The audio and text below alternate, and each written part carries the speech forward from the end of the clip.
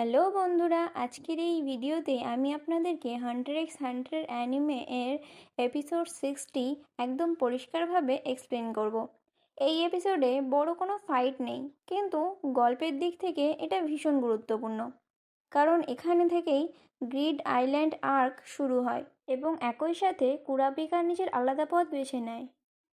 চলুন একদম শুরু থেকে দেখি এই এপিসোডে আসলে কি ঘটেছিল।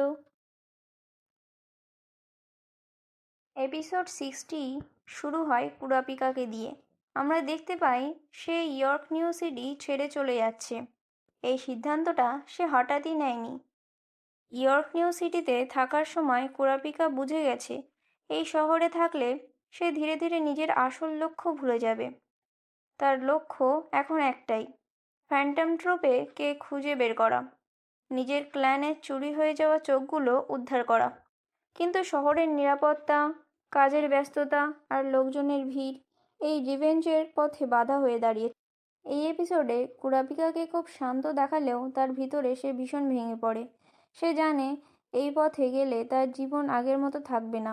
তবুও সে বন্ধুদের সাথে থাকে না, কারণ সে মনে করে তার পথটা এতটাই অন্ধকার যেখানে গন, কিলুয়া বা লিওরিওকে টেনে নেওয়া ঠিক হবে না। এই জায়গায় কুরাপিকা একা হয়ে যাওয়ার সিদ্ধান্ত নেয়। এটা কোনো হিরোইক ডিসিশন না, এটা একটা কঠিন সেলফ ডিস্ট্রাকটিভ ডিসিশন।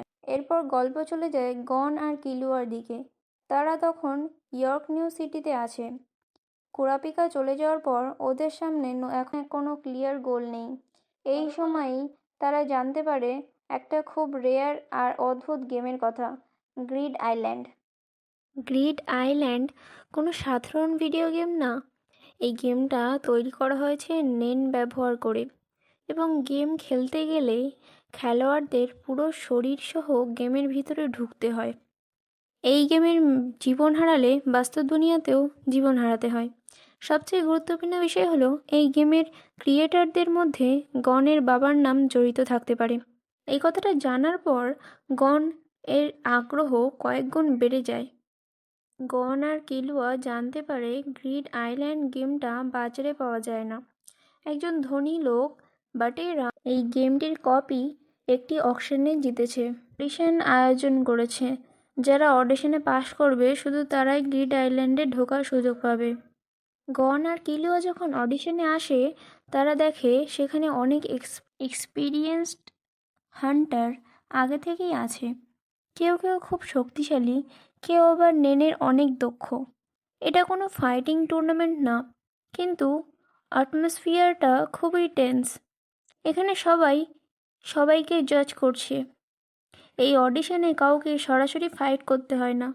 ও খুব দ্রুত বোঝা যায় এখানে দেখা যাচ্ছে নেন কন্ট্রোল, অ্যাটিটিউড, পেশেন্স, অহংকার আছে কিনা।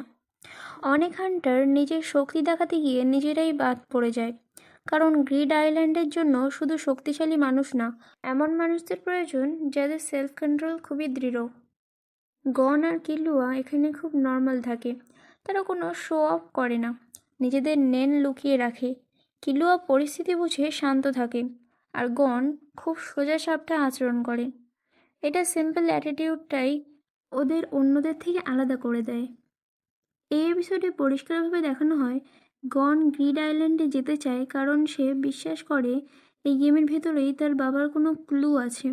তার কাছে গ্রিড আইল্যান্ড শুধু গেম না, এটা তার বাবার কাছাকাছি যাওয়ার একটা রাস্তা।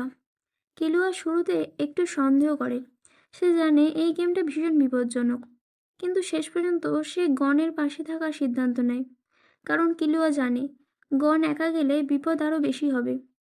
এখানেই এদের বন্ধুটা আরও হাইলাইট হয়। এপিসোড 60 শেষ হয় খুব শান্তভাবে। কুরাপিকা একা রিভেঞ্জের পথে, গন আর কিলুয়া গ্রিড আইল্যান্ডের দিকে, লিওরিও নিজের পড়াশুনোর দিকে। এখন তিন বন্ধু তিনটে আলাদা যাত্রায়। কোনো ফাইট নেই, কিন্তু সামনে বড় কিছু আসছে, এই ফিলিং নিয়েই এপিসোড শেষ হয়। এই এপিসোডটি গুরুত্বপূর্ণ কারণ গ্রিড আইল্যান্ড আর্ক এখান থেকেই শুরু।